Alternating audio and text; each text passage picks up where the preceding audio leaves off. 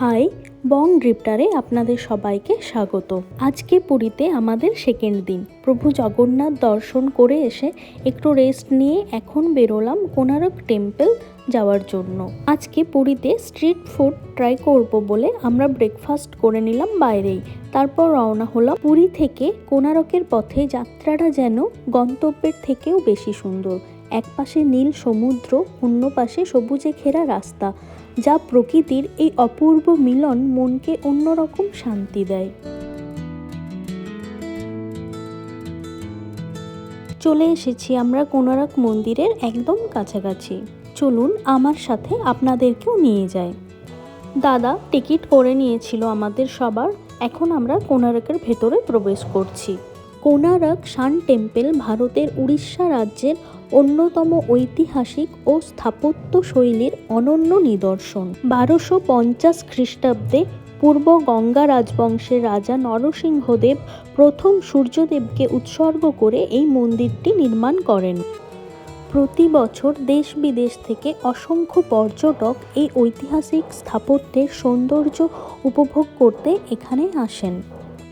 কোণারকের main মন্দিরে যাওয়ার আগে চলুন যাই এখানে যে ছোট্ট মিউজিয়াম আছে সেখানে, আপনাদেরকেও নিয়ে যায় আমার সাথে। এখানে যে দুটো চাকা দেখতে পাচ্ছেন, এই দুটো চাকা ওই রথের চাকারই প্রতীক। এই চাকা আমাদের ইন্ডিয়ার 10 টাকার নোটে দেখবেন দেখা যায়। এই মিউজিয়ামে সান টেম্পলের ডিটেলস দেওয়া রয়েছে। বিশ্বের প্রধান সূর্য উপাসনা সংস্কৃতির মধ্যে রয়েছে মিশর, পেরু, মেসো আমেরিকা আর ভারত।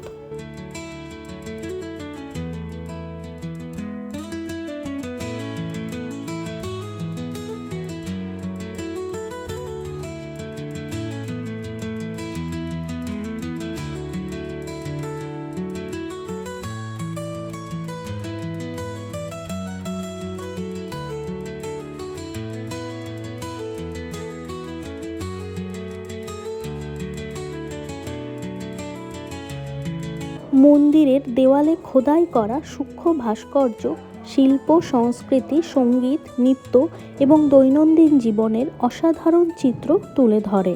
যেখানে 24টি অলংকৃত পাথরের চাকা ও 7টি ঘোড়া সূর্যের রথের প্রতীক।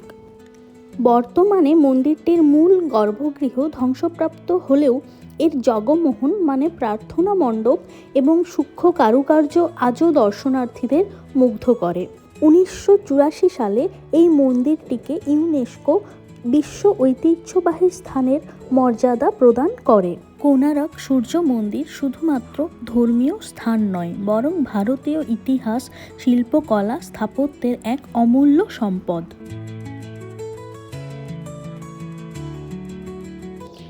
কোণারকের টেম্পল থেকে আমরা চন্দ্রভাগা বিচে এসেছিলাম। চন্দ্রভাগা বিচে কিছুটা টাইম স্পেন্ড করার পর তারপর আমরা ফিরে যাচ্ছি এখন হোটেলের দিকে। আমরা হোটেলে ফেরার আগে লাঞ্চ করে হোটেলে ফিরব।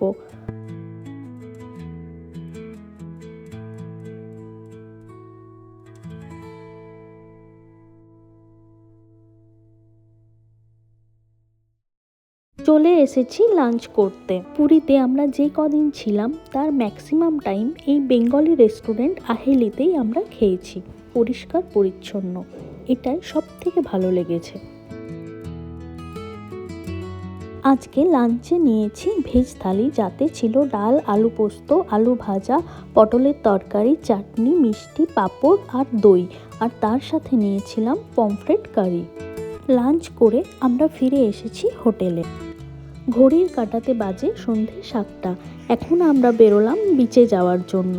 বিচে আমরা এখানকার যে ফেমাস মিষ্টি মদন মোহন, ছানা পোড়া এই সমস্ত খাবো, টুকটাক টিফিন করব, তারপর আমরা বিচ থেকে যাব ডিনার করতে।